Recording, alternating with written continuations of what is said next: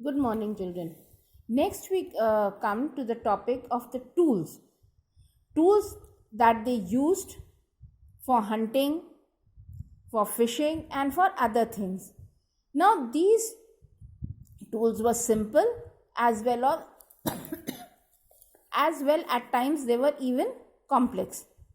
But they were the first tools that were made by man.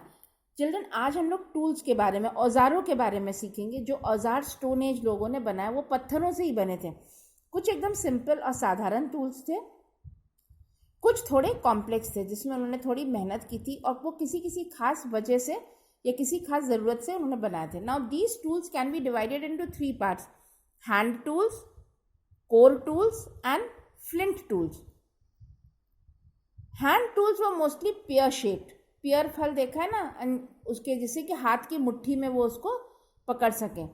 And they were used for cutting and smashing things and they usually had sharp edges on side. चारों तरफ वो sharp edges के, जैसे ये वाला आपको दिख रहा है ना, दे वर हैंड टूल्स जो वो अपनी मुट्ठी में आसानी से पकड़ के. And this was used for cutting and smashing things. Then core tools, they were used for changing and chipping larger stones. Small tools which they use, see here he is using this small tool to break this small stone, to break this big stone. And these tools had sharp edges. With this they could also cut trees and dig the earth, like somewhat like hammers and axes. Now secondly we come to the core tools. Core tools were the main tools that were used by these people. ये core tools वो tools थे जो hand tools से थोड़े बड़े थे और थोड़े और नुकीले थे. इस तरह से एक बड़े पत्थर से छोटे पत्थर को किस तरह से वो काट रहे हैं, और इससे वो ज़मीन खोदते थे, पेड़ काटते थे, ये सारा काम वो इनसे लेते थे. और कुछ हद तक ये हथौड़ी की तरह, ये देखिए ये हथौड़ी की तरह इसका काम लेते थे. Then we come to flint tools. Flint, they were made of small stones but they were very sharp, like knives, and used to chop meat and skin of animals, like scrapers. See here, the third type of tool, the very sharp point here, and this they used to chop meat. Means कोई बड़े वाले टुकड़े को छोटा करने के लिए, या उसकी स्किन निकाल के उसको पहनने के लिए, या कवर करने के लिए, या कुछ भी करने के लिए दे वर यूजिंग दीज. तो ये 3 तरह के बेसिकली टूल्स थे. हैंड टूल्स थे, कोर टूल्स थे और फ्लिंट टूल्स थे. हैंड टूल देखिए जो वो हाथ में पकड़ लेते थे और जिससे वो काटते पीटते या तोड़ते चीज़ों को. फिर कोर टूल्स थे जो हथौड़ी से की तरह जिसको पकड़ते थे और उससे या तो बड़े पत्थरों को तोड़ते थे, या पेड़ काटते थे, या ज़मीन भी खोदना होता था तो खोदते थे. फिर फ्लिंट टूल्स एकदम शार्प एजेस वाले टूल्स थे जिनसे वो जिसको चाकू की तरह वो यूज़ करते थे, और वो मीट अलग छोटा टुकड़ा करना हो या उसकी छाल अलग करनी हो, इसलिए उसको करते थे. Stone on stone. In this technique, the stone or pebble on which the tool was made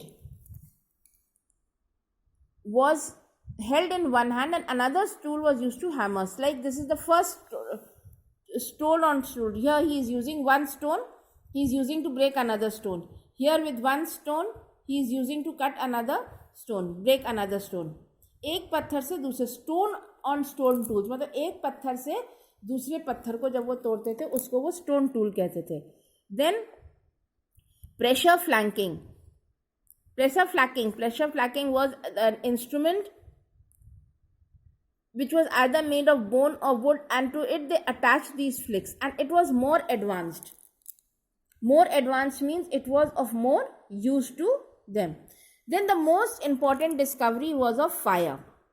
Now man discovered fire accidentally. उसको फायर बनाना आता नहीं था.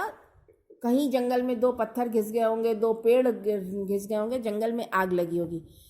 सो fire changed his life drastically.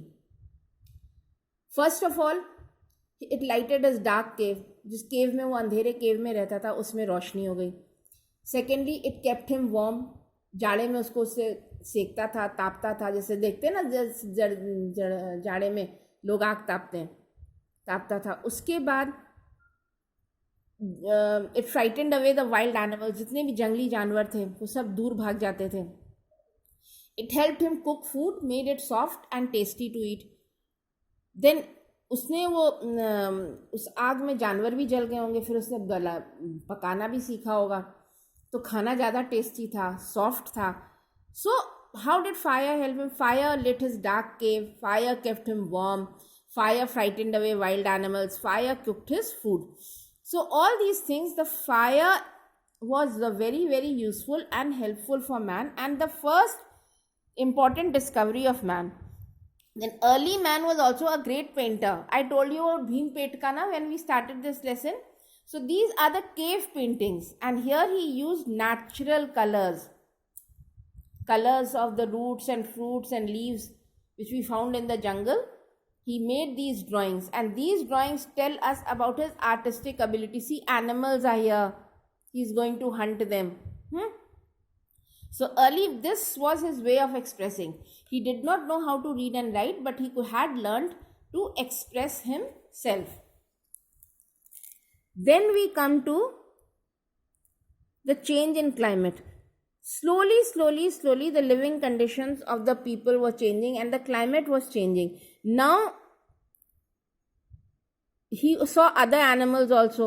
Initially, it was only the dog. Then he saw the deer, antelope, sheep, goats, all these things. And then he started keeping them as domestic animals. Sheep, goat, in सबको वो रखने लगा.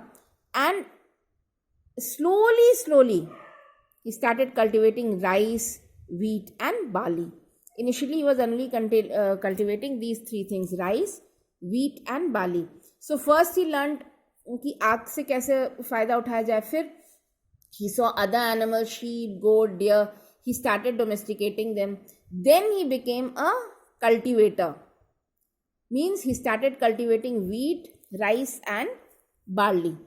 Is that clear? So children, in this lesson we learned how he learned to make tools which helped him lead a simpler life.